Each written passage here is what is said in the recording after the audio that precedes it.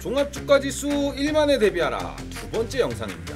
어처구니 없는 트럼프의 요구에 내막을 살펴보는 중인데요. 일부 전문가들은 차라리 트럼프 다음 대통령과 협상하자는 전략을 내놓고 있는데요. 이거 중국이 한번 했던 겁니다. 지난 트럼프 임기에 약속만 잔뜩 하고 지키지 않고 넘어왔었는데요. 트럼프가 다시금 대통령이 되는 일이 벌어졌습니다. 이거 우연이라 해야 할까요?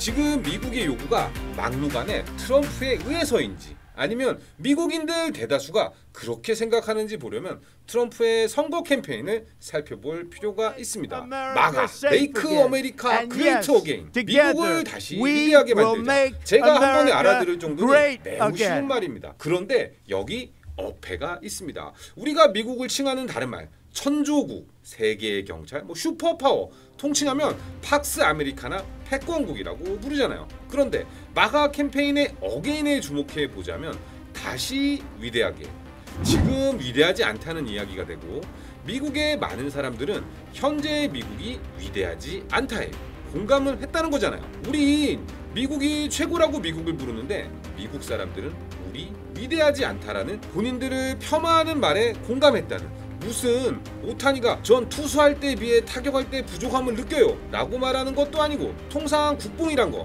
각국에 다 있다 보니까 항상 자국의 역량을 과대평가하고 누군가의 비난을 잘 듣지 않는다는 걸 생각해보면 미국 사람들이 마가에 공감했다는 건 미국이 위대하지 않다라는 정도는 이미 모두가 공감하는 상황이고, 대다수가 그런 인식을 가졌다면 맞든 틀리든 위대하지 않게 된 원인에 대해 다양한 분석까지 나왔다고 봐야 할 겁니다. 이번 미국의 요구가 매우 거칠게 나온 이유라 봐야 하는데요. 상대방은 우리에게 양보가 아닌 당연한 자기 몫을 요구하는 거라 봐야 할 것입니다.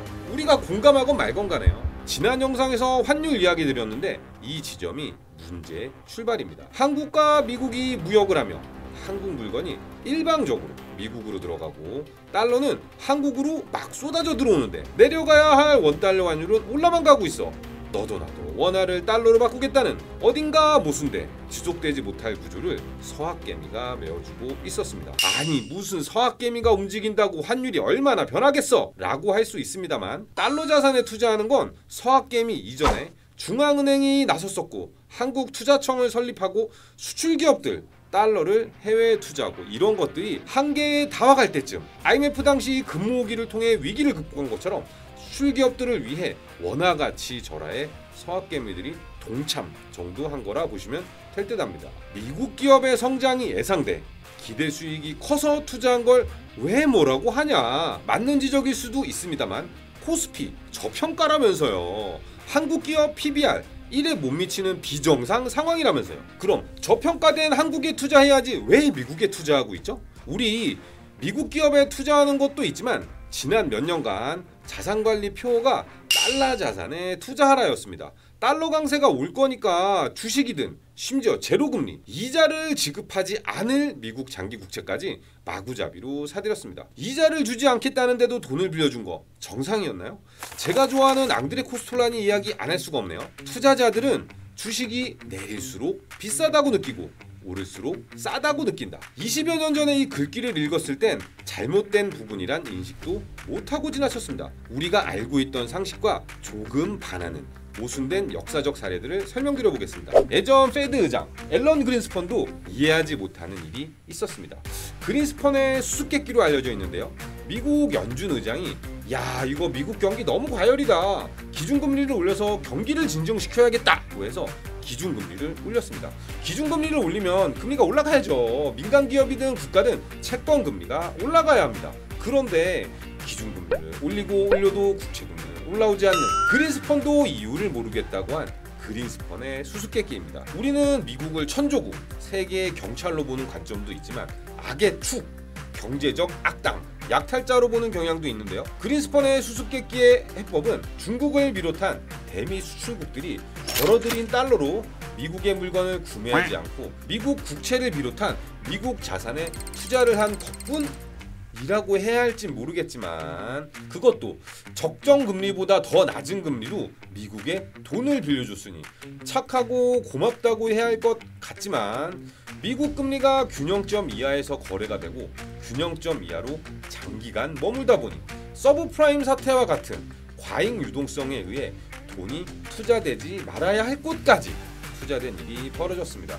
이로 인한 후유증은 전 세계에 큰 여파를 던졌으니 쌤쌤 아니겠는가 하기엔 미국 입장에선 달러 유동성을 제대로 통제하지 않으면 문제가 생긴다는 것을 알게 되었다기보단 다시금 확인한 사건 정도로 보시면 될 듯합니다. 달러 환율과 관련된 문제는 한국만 존재했던 것이 아닌 중국, 나아가 그전 모두가 알고 있는 프라잡이라는 사태를 보면 알듯 일본, 서독 등 미국과 교육을 하며 불균형이 오랜 기간 유지된 나라와는 다 존재했었습니다. 프라자비에 관해 일본적 시각, 한국적 시각으로 접근한 영상들이 많이 있는데요.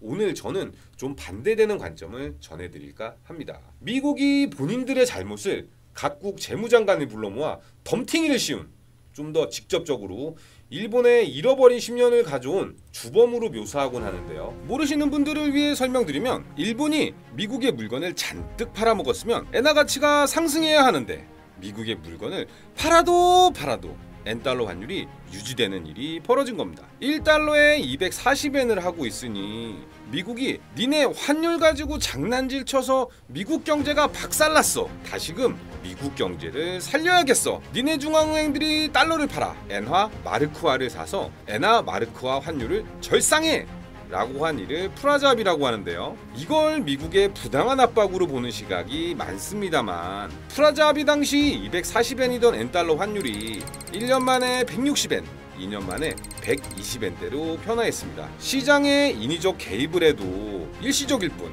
장기적으로 유지가 안 된다는 우리 상식을 가지고 보면 240엔이었던 엔달러 환율을 인위적 개입을 통해 변화시켰으면 다시금 240엔 근처로 돌아왔어야 하는데 프라자비를 기점으로 엔고가 오며 100엔이 깨졌다. 아베가 3개의 화살을 쏘고서도 겨우 140엔입니다. 미국의 억지가 아니라 그간 유지된 240엔이라는 환율이 비정상이었다는 이야기죠. 그리고 미국 정부의 압박으로 환율 시장에 개입한 각국 중앙은행들, 사면 안 되는 것을 사게 했다.